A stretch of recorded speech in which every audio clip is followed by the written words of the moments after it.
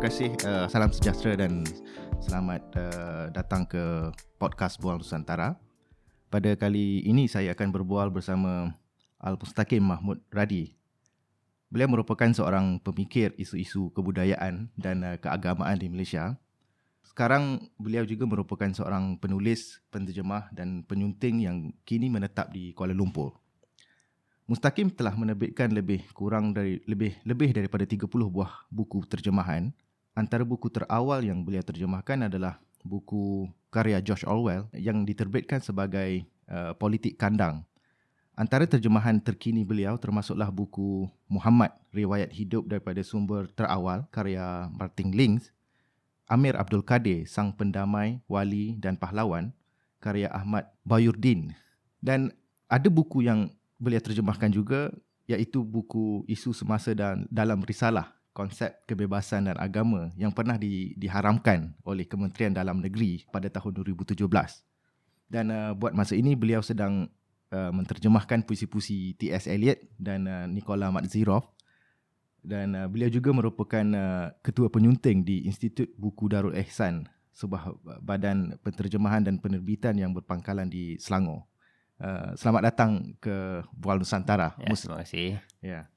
Ya, mungkin kita dah berkenalan lama lah, lebih kurang kan. Saya ingat saya mungkin lebih kurang tahun 2012 ataupun 2013. Ya. Beberapa tahun kemudian kita bertemu semula kerana penterjemahan dan juga dalam sastra lah, dan khususnya ketika kita saya menganjurkan Georgetown Literary Festival dan MOVE terlibat juga dalam tu. So banyak kisah-kisah tentang Mustaqim saya kenali, saya tahu ataupun saya dengar daripada teman-teman dari Kuala Lumpur, siapa-siapa macam tu. Jadi ceritanya rata-rata. So saya tak dapat mengenali dengan tuntas siapa sebenarnya Mustaqim Mahmud Radi kan. So saya ingat mungkin permulaan perbualan kita saya nak jemput Mus untuk ceritakan sikit tentang peribadi ya. Tapi mungkin kita boleh tapiskan dalam konteks dunia penterjemahan dan perbukuan. So bagaimana Mus mula terlibat dalam kegiatan penterjemahan dan perbukuan lah secara umum. Okay. Secara ringkas macam mana saya memang agak tertarik pada dunia penulisan. Walaupun bukan saya bermula dengan menulis, tapi seingat saya dari sekolah rendah tu ada semacam bila membaca tu dia ada feeling yang agak lain. Tambah-tambah saya masa zaman sekolah rendah saya sekitar tahun 80-an. Tahun 80-an masa tu TV pun belum banyak di Malaysia. Dan ayah saya salah seorang yang dia degil tak mau beli TV. Sampailah kemudian.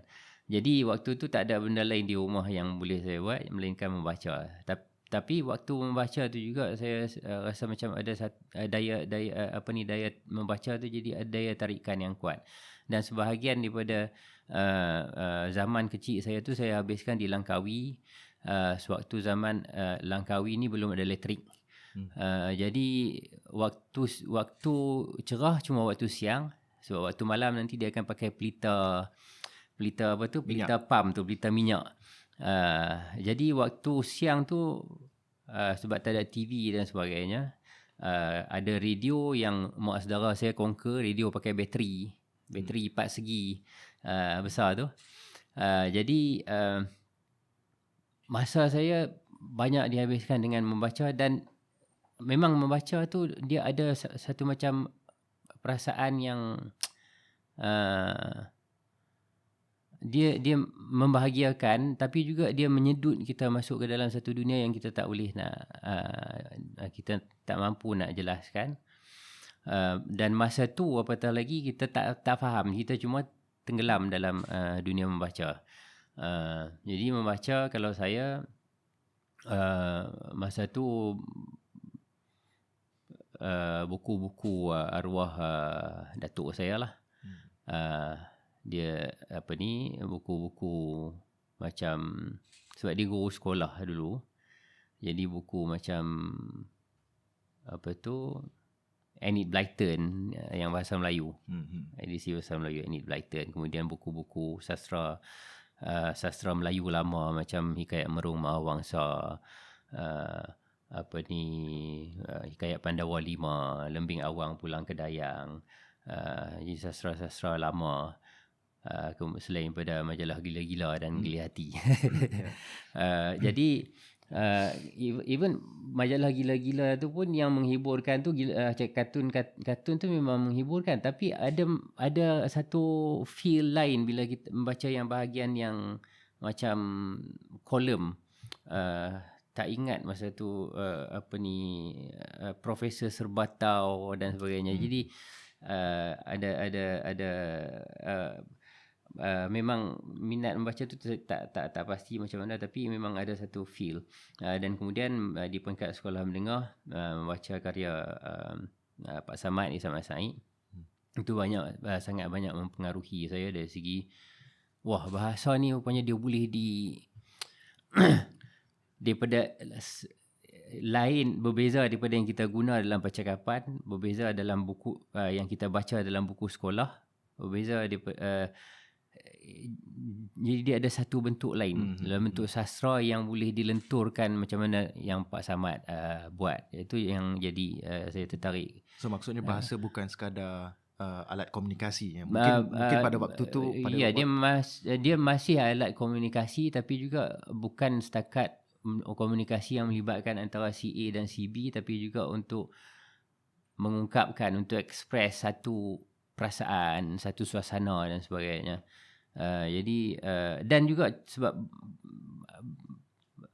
sekurang-kurangnya bagi saya pada masa tu, masa peringkat sekolah menengah tu, bahasa Pak Samad tu satu benda yang saya rasa bukan novel novel Pak Samad saya baca, Lantai Tipingki, Daerah Zeni, Salina dan sebagainya masa sekolah menengah. Tapi saya menjadi lebih tertarik kepada penulisan ni sebenarnya bila membaca warkah dari Eropah. Jadinya mungkin sebab masa tu saya duduk jauh daripada keluarga dan girlfriend dan saluran komunikasi dengan keluarga dan girlfriend masa tu surat. Jadi bila baca warkah dari Eropah ni, jadi kita melihat fungsi bahasa yang kalau sebelum tu baca novel, bahasa yang cantik ni untuk menulis cerita itu biasa. Menulis novel, menulis cerpen itu biasa. Rupanya surat pun boleh ditulis cantik. Jadi menulis ataupun berbahasa yang indah ni, dia bukan ada limit pada ruang-ruang tertentu. Jadi dari situ saya semakin tertarik. Dari sejak kecil sampai ke universiti, kalau saya tak silap, background pendidikan agama tu agak kuat ya pada waktu tu. So bentuk-bentuk sekolah Arab ya. Dia orang dulu sebut sekolah Arab lah. Sekolah agama.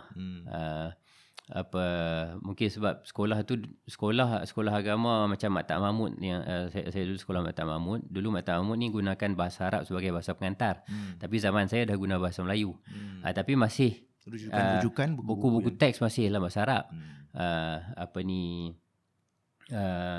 Jadi itu background saya lah. Ada orang kata asas bahasa Arab kurang lebih. Kalau sastra Arab ada pada waktu sastra Arab tak? Dia ada sikit sangat, tapi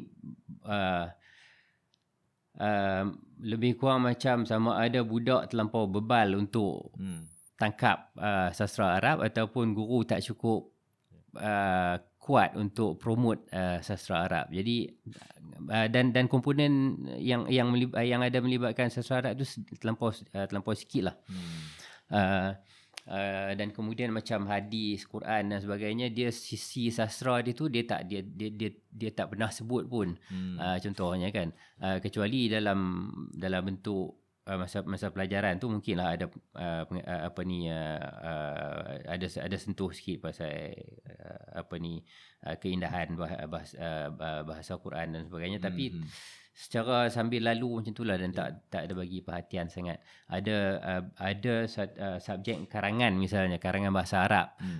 Tapi itu pun lebih kepada asas macam mana nak menulis, dia bukan pada tu.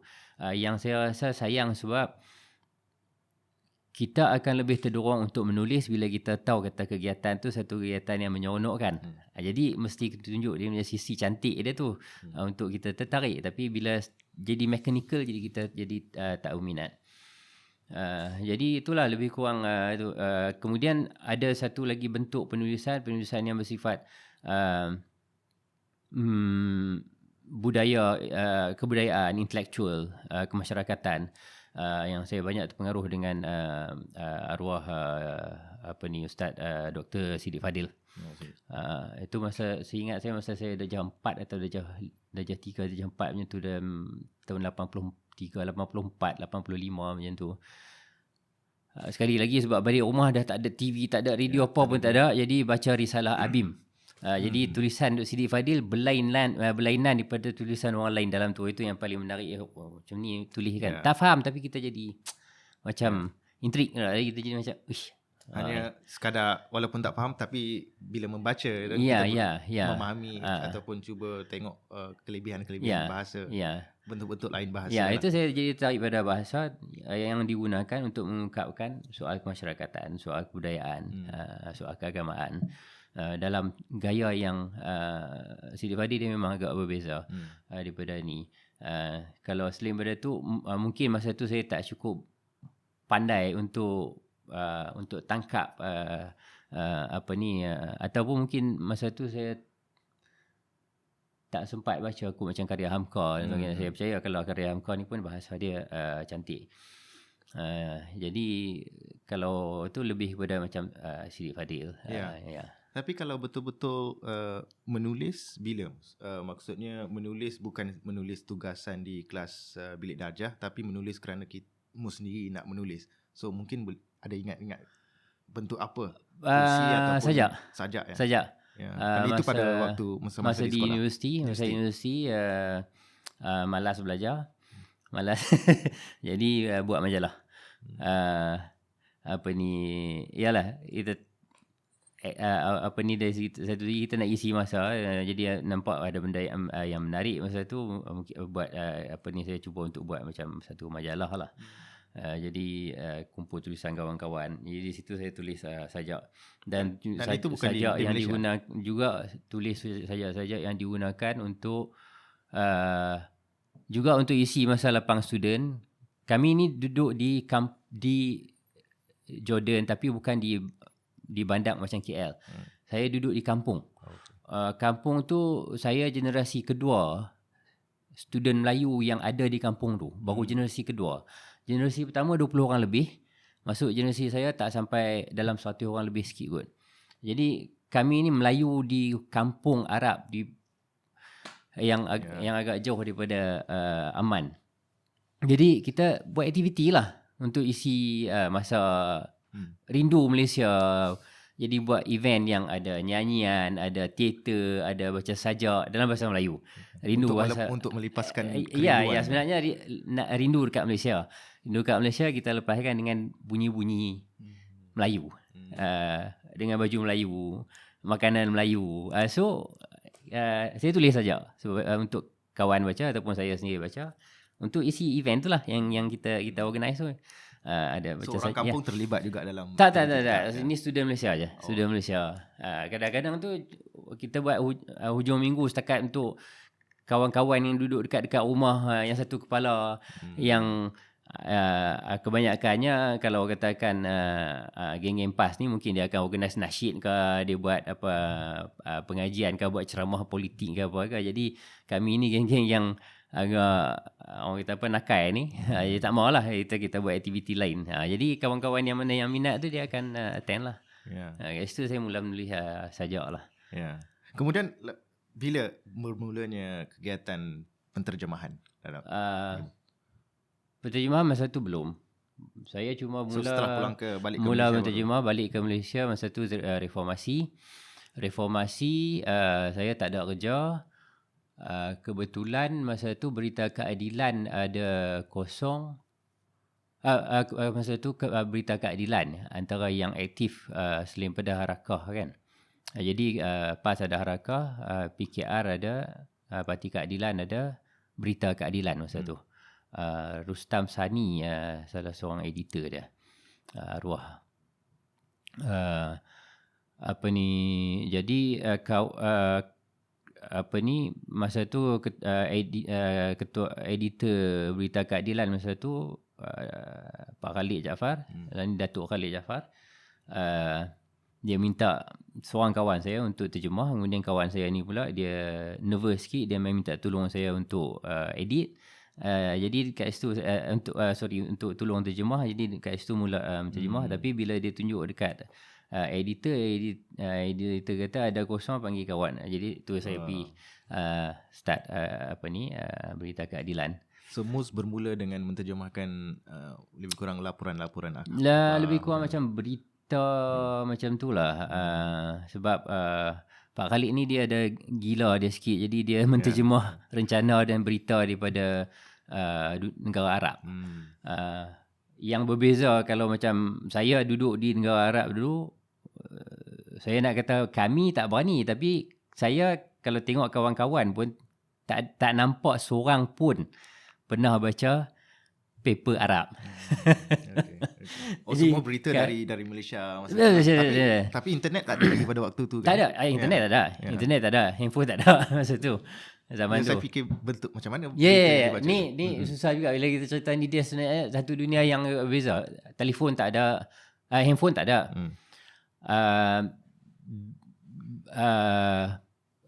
Telefon rumah masa zaman tu, rumah student yang ada telefon di seluruh Jordan tu mungkin 4-5 buah aja kot. Okay. Daripada beratus buah rumah, mungkin ada 4 buah. Kalau di Muktah, seingat saya ada 1 rumah, kemudian ada 1 rumah lagi, 2 rumah lagi tambah telefon. Selain daripada tu yang berpuluh-puluh lagi tak ada phone. Jadi itu memang luxury. Jadi paper ada, cumanya orang kata apa, tak tahulah, mungkin student ni dia cuma baca kitab, baca buku, dia tak baca paper. Kalau dia nak tahu berita, dia tak mau tahu berita Palestin, mungkin dia tak mau tahu berita Jordan, dia nak tahu berita KL, berita Malaysia.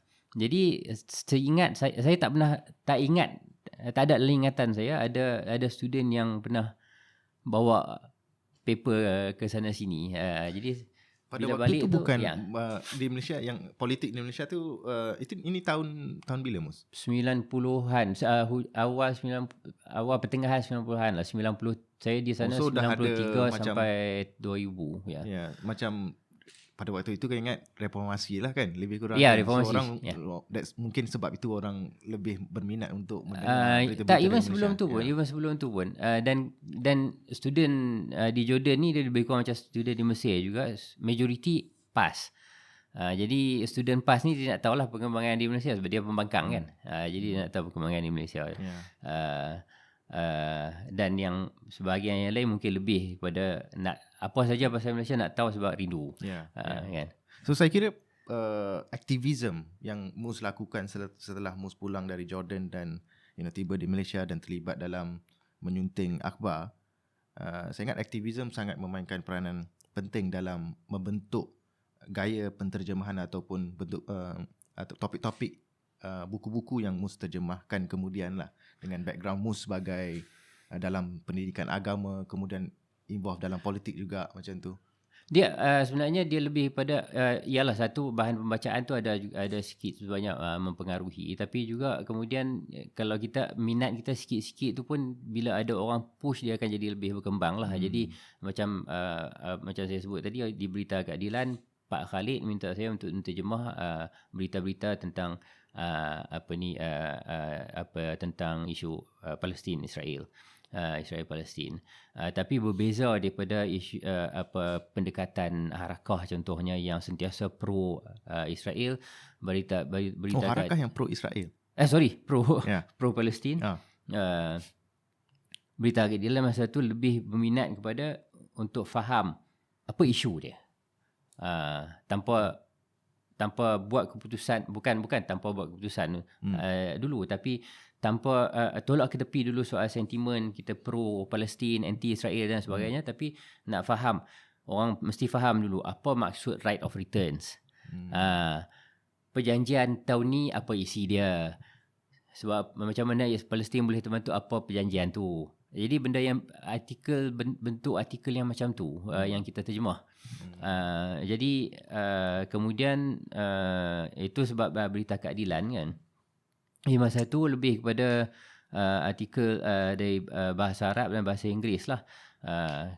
Yang dari luar negara, yang dalam negara ni biasanya biasalah politik dalam negara lah yang yang saya kena terjemah. Banyak juga press statement je. Kan? Ya. Ada perubahan ke tak daripada semula menterjemahkan sekitar tahun 2000, awal tahun 2000 sampai sekarang, perubahan-perubahan dalam gaya penterjemah ataupun kualiti penterjemahan? Ya, pengalaman mestilah. Pengalaman dia akan banyak membantu. Sama ada menjadi lebih baik atau lebih buruk, saya tak pastilah. Yang tu nak kena baca balik terjemahan saya masa tahun-tahun awal dululah kalau nak tahu yang tu. Saya sendiri nak kena tengok. Tapi rasanya dia membantu dari segi pertama sekali, yang paling kurang rasanya untuk yang paling penting rasanya untuk mengelakkan kesilapan-kesilapan mudah. Pengalaman penting. Dari segi bahan apa yang diterjemah tu tak terlalu banyak berbeza. Kalau dari dulu pun, dari awal saya ingat saya yang pertama saya terjemah artikel daripada Britannica kalau tak silap, tentang Enlightenment dan Renaissance. Kemudian kita terbitkan dalam bentuk macam risalah nipis macam tu. Ya, jadi ada kaitan dengan falsafah. Kalau hari ni masih lagi menterjemah falsafah, tapi yang lebih spesifik. Bukan falsafah zaman Renaissance atau Enlightenment, tapi saya lebih berminat ke falsafah zaman medieval. Jadi masih falsafah, tapi dia punya subjek tu agak ada berbeza. Sastra masih, kalau dari dulu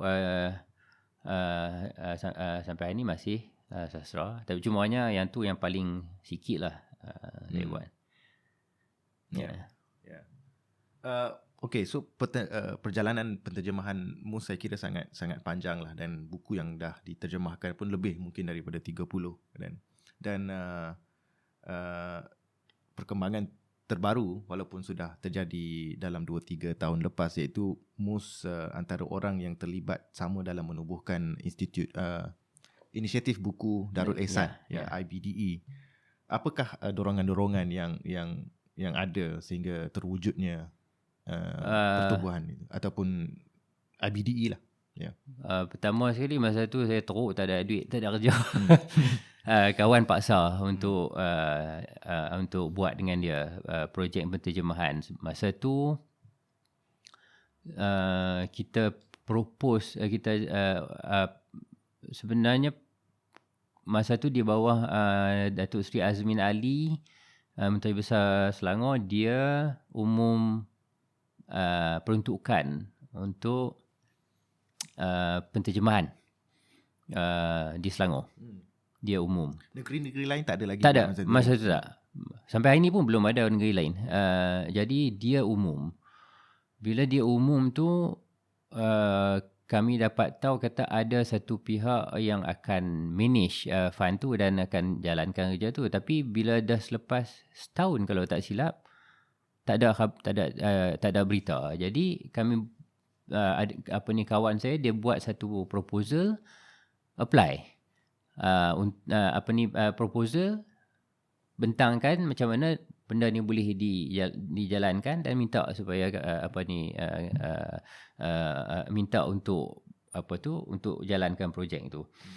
Kemudian kawan saya ajak saya buat dengan sebab dia perlu orang yang editorial punya side, untuk handle editorial punya side. Jadi peringkat awal saya tolong, saya tak terlibat secara langsung sangatlah, tapi lebih tolong susun jadual dan sebagainya, kemudian buat quality control dan sebagainya. Dan memilih tajuk yang nak diterjemahkan. Pilih tajuk tu sebenarnya masa tu dia kita propose, tapi dia melibatkan perbincangan yang agak intens dengan pejabat MB sendiri. Yang pejabat MB banyak main peranan untuk tentukan tajuk mana yang nak diterjemah. Berdasarkan pada yang proposal kita bagi tu, kemudian dia akan tambah, dia akan buang dan sebagainya. Itu pemilihan tajuk kat situ. Selepas daripada tu dah saya terlibat secara langsung dengan IBDE sampai hari inilah. Jadi sebahagian besar dana kita daripada negeri Selangor selepas berganti Menteri Besar. Yang baru Datuk Seri Amiruddin Syari, dia jauh lebih serius minat dia kepada buku terjemahan. Jadi dia makin bagi perhatian dan dengan tu IBDE boleh lebih berkembang lah.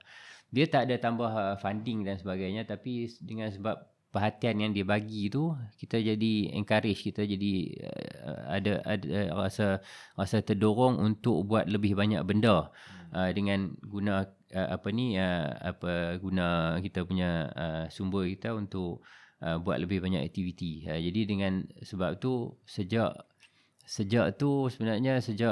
MB yang sekarang ni kita berkembang dari segi dari segi kita punya pengedaran dan sebagainya semakin lebih kemas, promosi lebih kemas, kemudian jualan kita pun kita boleh push supaya. Jadi jualan dekat sini ni bukan dalam maksud kata berapa banyak untung yang kita buat, tapi kami tengok jualan ni, peningkatan jualan ni sebagai bila jualan meningkat, kita baca benda tu sebagai semakin banyak orang membaca. Jadi jualan ni dia cuma sebagai means of distribution. Dia cuma sebagai kita punya alat untuk kita mengedarkan buku supaya orang lebih banyak membaca. Dan alhamdulillah lah sekarang ni makin banyak lah. Dari segi tumpuan tajuk-tajuk macam mana pula? IBDA banyak lebih memfokuskan kepada tajuk-tajuk yang macam mana? Falsafah sudah tentu. Dan kalau saya tengok di website IBDA sini, mungkin ada tajuk-tajuk yang lebih ke agama, lebih kurang. Biografi agama pertama sekali dia agama ni topik yang orang Malaysia minat. Dan kita rasa macam yang ada dalam pasaran ni dia cuma satu type. Kita nak tawarkan satu jenis bahan bacaan agama yang lain. Contoh dia saya bagi macam inilah. Satu buku agama tentang kebahagiaan ditulis oleh ustaz sekian. Dan ustaz ni menulis berdasarkan kitab Imam Ghazali, contoh dia, imam sekian, yang imam zaman dulu.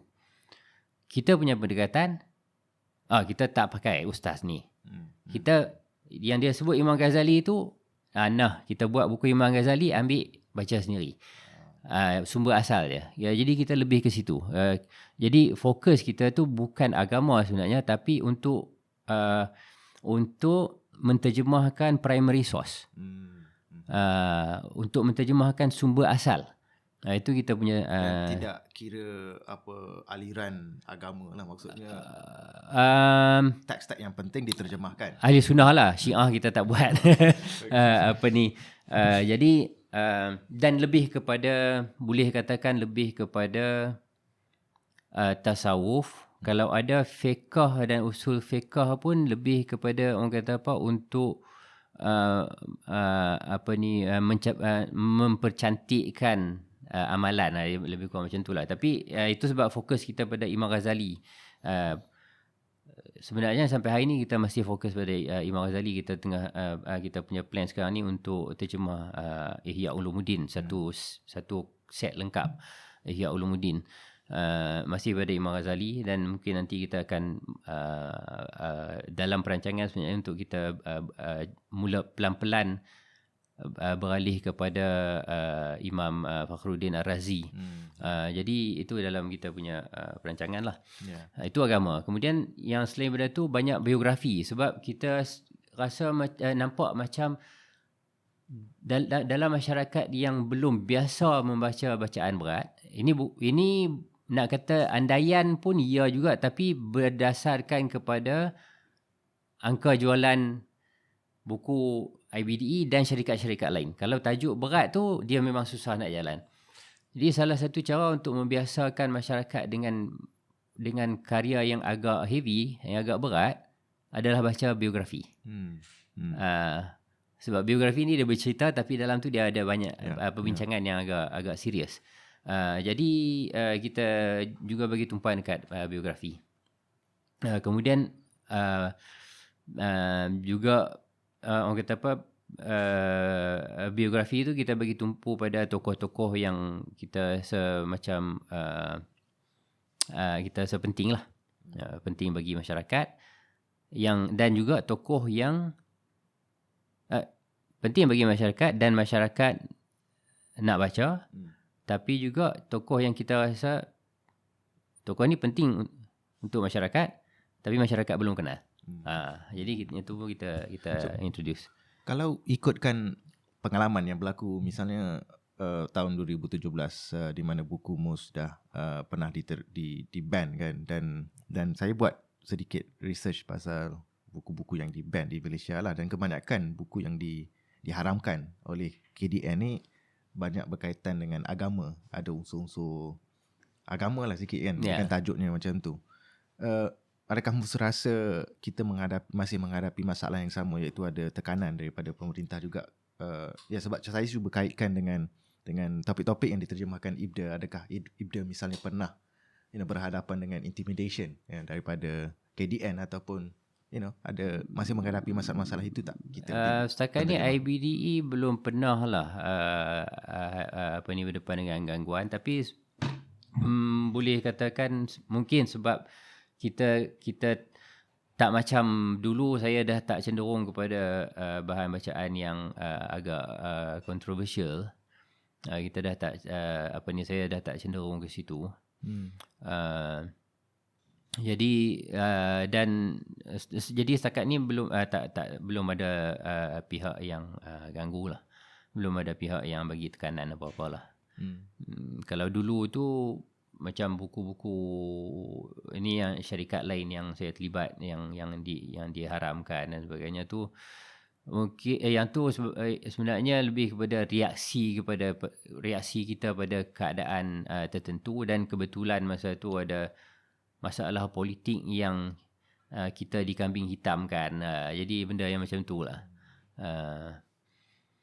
Baru-baru ni IBDA ada mengambil inisiatif untuk menjalankan workshop lah, untuk workshop penyuntingan dan penterjemahan.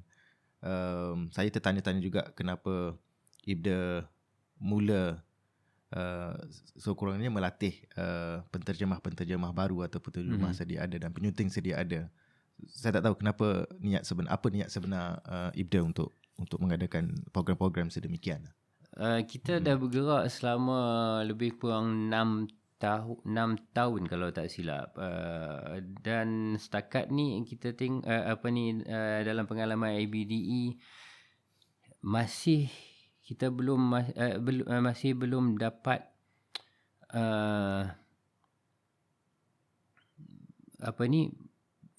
penterjemah yang ada, penterjemah yang sedia ada dalam IBDE itu cukup bagus, tapi orang yang sama, dia tak bertambah, dia tak berkembang. Jadi itu kita nak cari bakat baru, supaya benda ni nanti, satu, supaya kegiatan penterjemahan tu berkembang.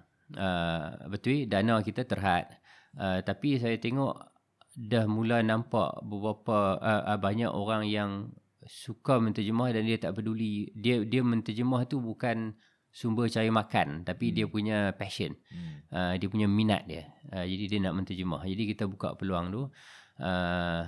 Contohnya ada bila kita tawarkan dekat bila kita ada orang penterjemah mai bawa dia punya terjemahan, minta kita publish. Kita kata kalau kita nak publish, kita dana tak cukup untuk bayar banyak. Tapi kalau nak, kita boleh terbitkan, kemudian nanti ambil daripada royalty jualan. Dia sanggup tu, maknanya dia bukan duit tu, dia nak buku dia tu terbit.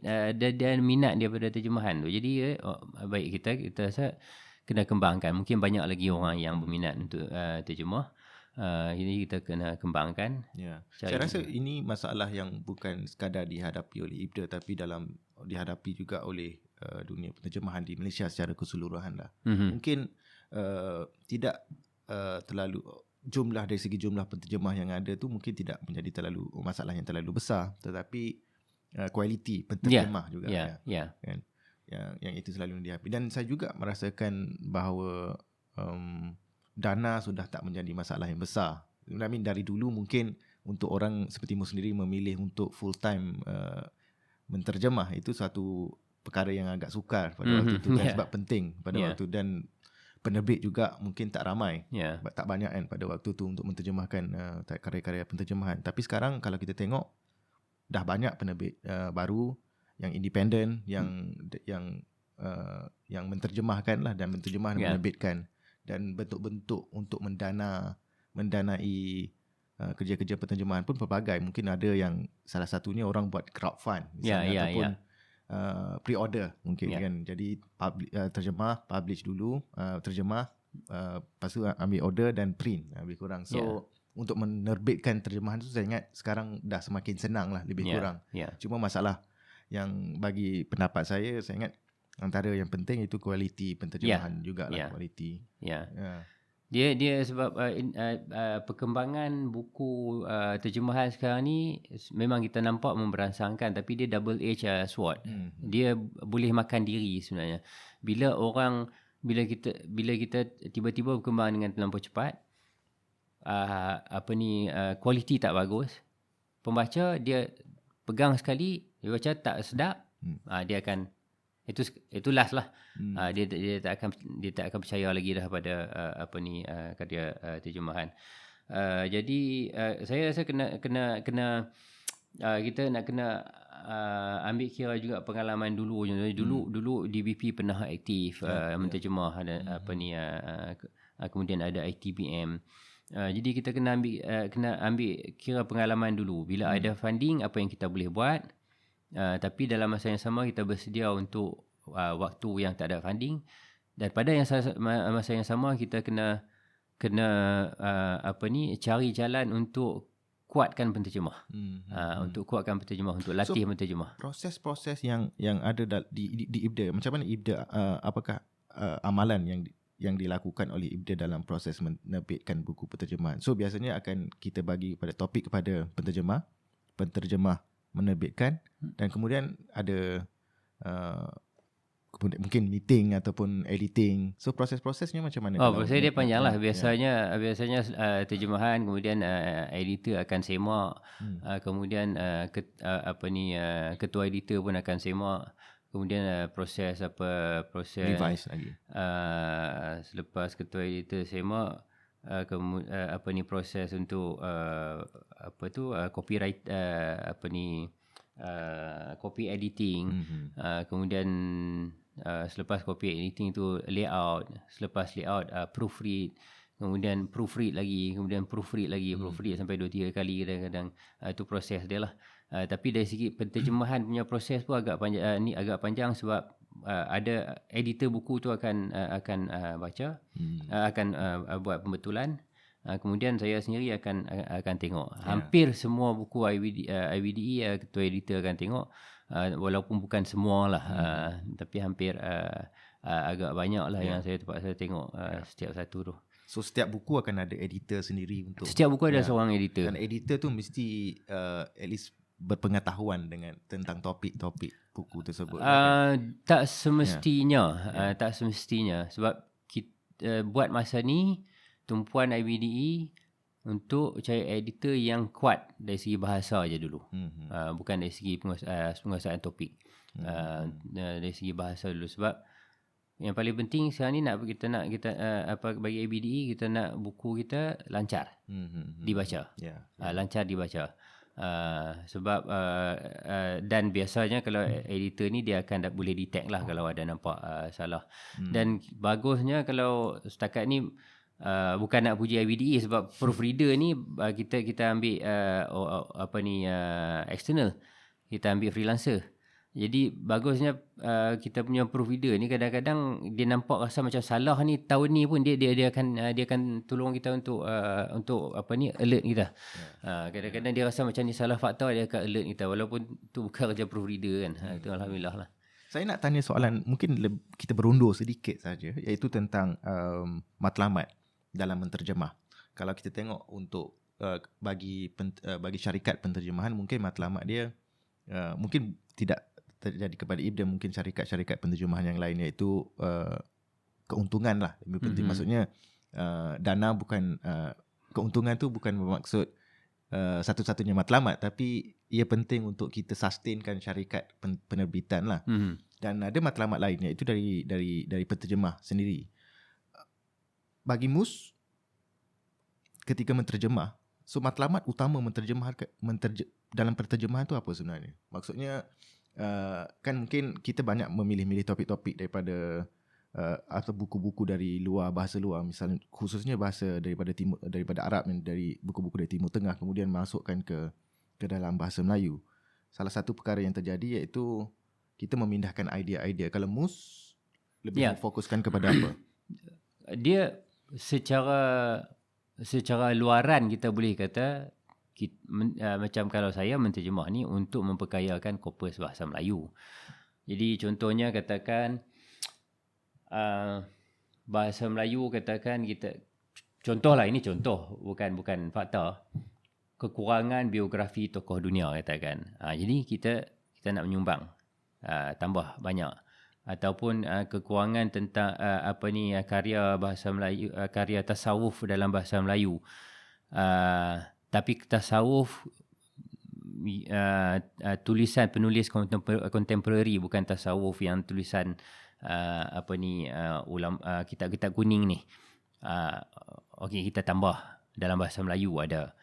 Jadi sebab tu macam contohnya sekarang ni kita dalam proses untuk editing What is Sufism oleh Martin Links. Jadi yang contemporary. Tapi sumber dia semua sumber yang klasik. Cumanya penulis tu zaman sekarang. Jadi kita rasa kita perlu tambah. Kemudian kalau masa dulu sebelum IBDE, saya banyak menterjemah buku falsafah sains politik, terutama tentang liberalism, tentang kapitalism. Sebab banyak kalau sains politik dalam bahasa Melayu di dunia Nusantara aliran kiri. Dan Indonesia banyak menterjemahkan. Ya, banyak socialism, banyak komunis, sosialis.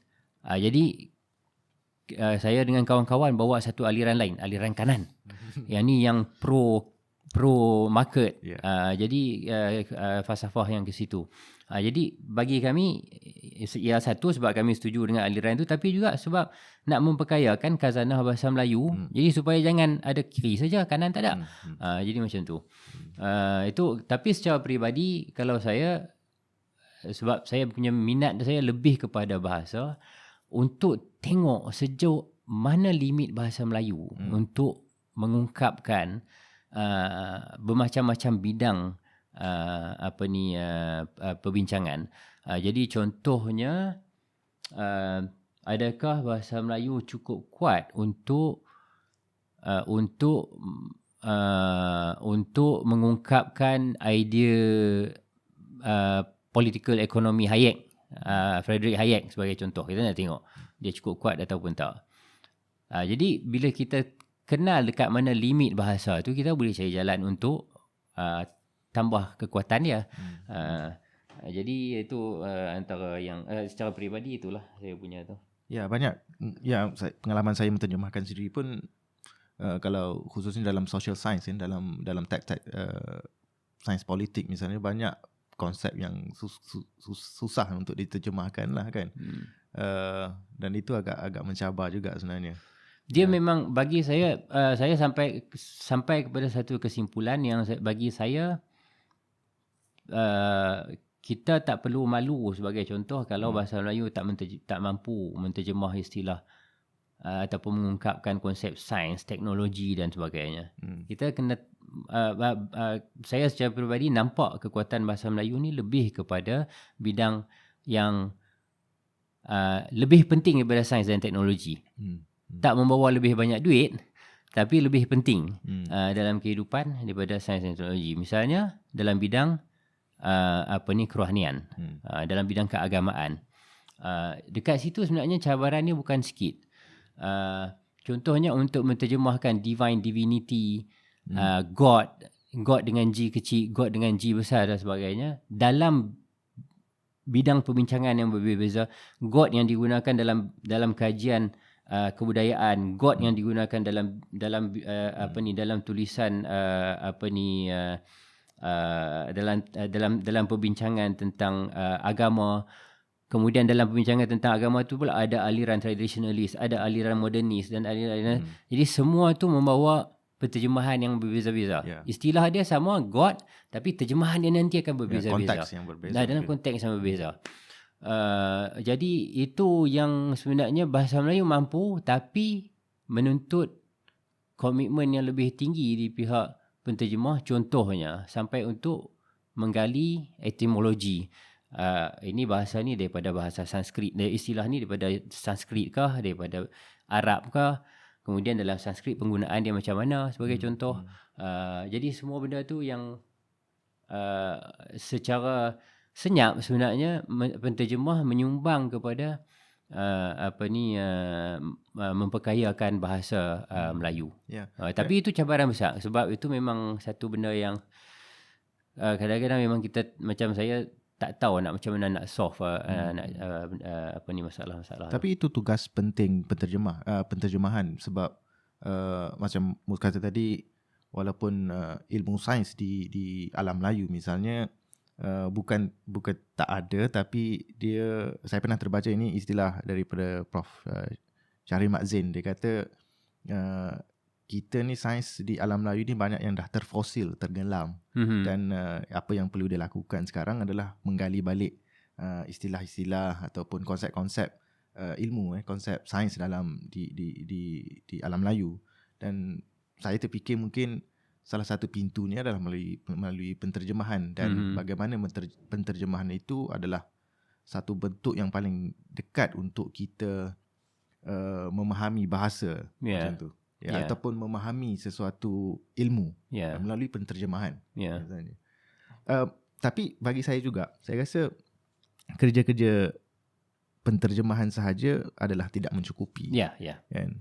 Dan bagi saya kita memerlukan perbincangan-perbincangan juga tentang penterjemahan lah. Maksudnya kita selalu menterjemah lah. Kita selalu menterjemahkan karya daripada Inggeris, Arab ke tanah Melayu, tapi interaksi sudah wujud, sudah berlaku, iaitu interaksi antara dua bahasa. Tapi bagi saya penterjemahan mungkin tidak akan berkembang besar ataupun lebih luas kalau kita tidak ada interaksi antara penterjemah ataupun dalam interaksi satu. Mungkin dia kita perlukan pada forum membincang tentang isu-isu terjemahan sebagainya, tapi dalam bentuk yang menarik lah, jadi boring. Tapi juga penterjemahan yang kita buat sekarang ni, dia bukan bukan scholarly translation. Kita belum sampai ke peringkat tu. Masih jauh untuk sampai ke peringkat tu. Kalau kita tengok terjemahan yang dilakukan ke dalam bahasa Inggeris sebagai contoh, waktu menterjemah, penterjemah tu dia boleh jelaskan perkataan yang diguna, perkataan asal macam mana, perbezaan makna dengan perkataan yang dipilih untuk menterjemah istilah asal. Jadi dia macam dia satu karya kesarjanaan. Dan macam contohnya Montgomery Watt menterjemahkan Imam Ghazali. Dia dah baca Ghazali, dah menguasai Imam Ghazali sebelum dia menterjemah Ghazali. Penterjemah Najib Mahfuz sebagai contoh. Dia dah fasih sangat dah dengan karya-karya Najib Mahfuz sampai ke cerpen-cerpen dia yang beribu sebelum dia menterjemah Najib Mahfuz. Dan dia boleh tulis artikel jurnal tentang terjemahan dia. Kita belum sampai, masih jauh.